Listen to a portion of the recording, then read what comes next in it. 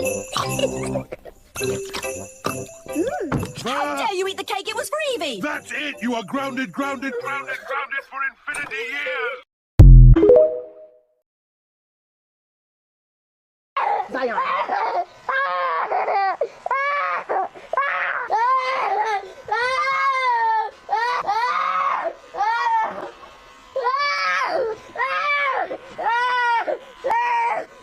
You don't need any of this to create a safe environment for a neurodivergent child. You don't need the dinosaur wall, you don't need a weighted cape, you don't need a mannequin, you don't need any of this stuff in here that you see at Trinity's, right?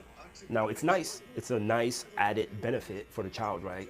To have some of these gadgets, some of these tools, and some of these sensory items. Don't get me wrong, it's nice, but it's not a need. It starts from within, and it starts from educating yourself on how to create sensory inclusive environment or how to work with kids who are neurodivergent. So remember, it starts from within, patience and compassion, which the barber had. The barber was patient, right? But what was missing was how much information he had on working with kids on the spectrum. So, and that comment he made further reinforces the fact that he is uninformed, because he thinks if he has the bells and the whistles and the dinosaur wall and the air tubes and the weighted cape and the trampoline and all these things we got in here, he thinks that's the only way the kid will be able to sit through a haircut, and it's just not true. So I think there's a paradigm shift that needs to happen as far as how the barber approaches clients who are on the spectrum. So the first thing that I would like that barber to consider is don't care about the haircut, care about care. Okay, so worry about the sensory, emotional, physical well-being of the child first. That should be your primary goal. Forget the haircut, because once you win that child's trust, that's half the battle already. So the second thing I would like that barber to think about is, so if that child could go on Google or Yelp and leave you a review, how would the child rate you as a barber, right? I would make the argument based on that video I just watched that child would rate the barber a 1 star, maybe 2, because he was patient for him. Now, I'm not coming at the barber, I'm just saying he's patient, but not informed, right? And these are all free. These are free gems. You don't have to spend money on all the sensory items and none of that. All of this is free. Number 3 is having the courage to tell parents to not pin their child down. But you gotta have the courage to advocate for the child.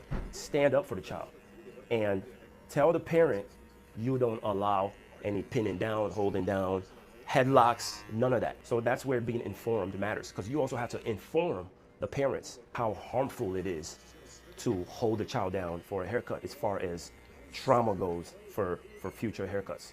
The biggest thing is, if that child doesn't want to get a haircut that day, just let the child go. Tell the mom, hey, it's just not his day today, we're gonna try again, okay? Now, once you get all of these things down, then you can kind of just start adding to your collection of sensory items, sensory tools. It's nice, but you don't need it.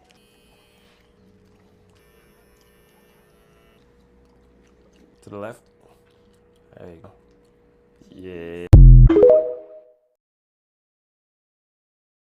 What if the United Kingdom and the United States swapped places? What would happen next? Now the United States moves to Europe. It now has Ireland as its neighbor. The United States is now smaller, so it wants more land. First, it gathers its full army and attacks Ireland. Ireland has a small army, so Ireland cannot fight against the United States, and the United States captures Ireland. On the other side, the United Kingdom is now in the United States' place. Now it has huge land and many natural resources. The United Kingdom now has new neighbors, Mexico and Canada. Seeing this, Canada becomes nervous because it fears that the United Kingdom might colonize it again. Because of that fear, Canada attacks the United Kingdom. Canada captures some areas of the United Kingdom. The United Kingdom also attacks Canada. Seeing all this, Russia secretly captures Alaska. After Russia captures Alaska, Canada and the United Kingdom stop their war and attack Russia together. Russia is not able to stand against both of them in Alaska, and it loses.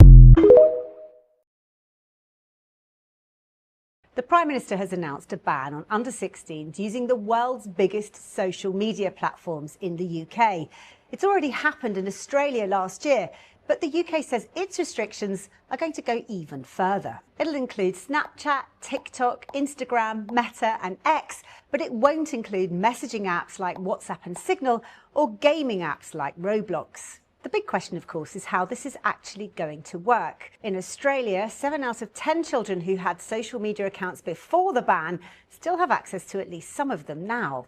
The problem is believed to be that the age verification methods used by the tech companies aren't good enough, and children are finding ways around them by using VPNs or fake IDs.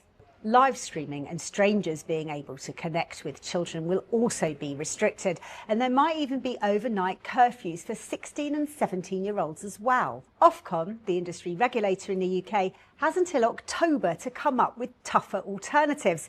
But ultimately, it will be down to the tech companies, not parents and not children, to make sure that their users are old enough.